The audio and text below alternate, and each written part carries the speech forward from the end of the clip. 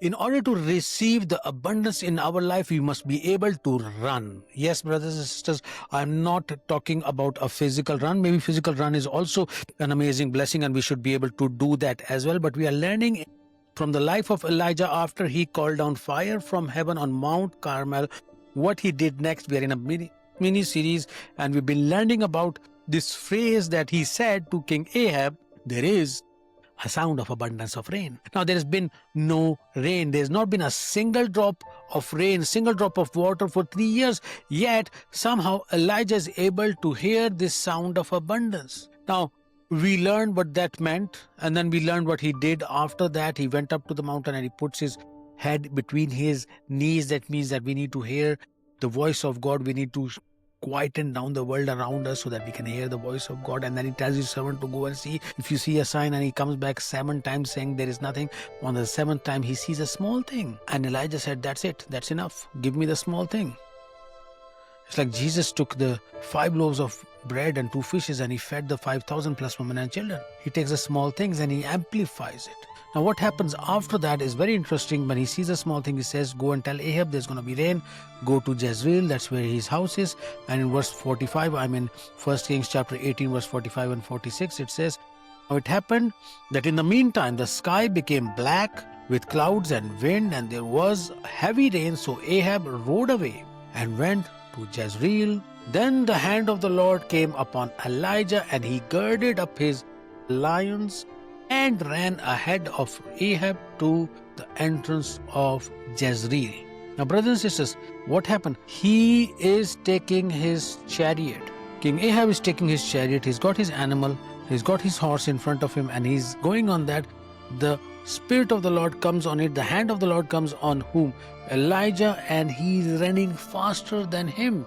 He's running faster than a horse. I told you this guy is very athletic. In our previous video, like he put his head between his knees and he was bowing down, and how was he able to do that? I don't know. But somehow this guy is physically fit. He's physically fit. He's going to now later on run for 40 days without non-stop. So somehow he's going to manage it. I don't know how, but wow. Like if we have to do that, it's going to be a very difficult task for us today. But this guy has this energy, right? And he's running faster. Brothers and sisters, he just saw a small thing. He saw a small thing like the size of the fist of a man coming out of the sea. And he said, that's it. And then he's running with it. What simply we are learning from this story of Elijah is that the Lord is going to give us a small thing, and we must have to run with it. We give up too easily. You see, 7 is the number of completion. Is the number of being obsolete is keep doing it. He told him 7 times to go back and look. So we must keep doing and we must keep running with it. The problem is we fall lazy. We become lazy. We do not go ahead. We stop. If we run a little bit, then we get tired and we give up. And the Lord is going to call you and me to do things which are going to be tough, which is not going to be easy, but we must run with it. The scripture says very clearly, it says that run with the vision that I give. Write it down and run with the vision and make it very clear. And sometimes the vision of the Lord, the calling of the Lord, it's difficult. It makes us tired. We don't see results too soon. And there's many obstacles in the way. And no matter what obstacles there might be in the way, we must learn that we must be running. And you know what kind of a condition he's running? He's running in the rain. There's heavy rain. We saw in the verse 45, it says, now it happened in the meantime that the sky became black with clouds and wind, and there was heavy rain. So Ahab rode away and went to Jezreel. And this guy is running in the rain. Running in the rain. And running in the rain is much difficult. It's not easy. But yet, rain is something that the Lord has promised. Isn't it funny?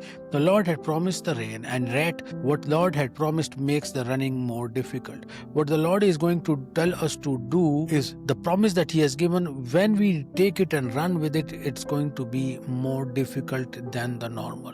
Running without the rain is easier than in rain because it becomes muddy. Path becomes more difficult, and yet He's doing it. So brothers and sisters, you and me also are called. You and me are called that we too will run with the vision that the Lord has given us. God bless you. I hope this thought has brought a blessing in your life, and if it has, do bless me as well by liking this video, subscribing to our channel, and I will see you in the next video.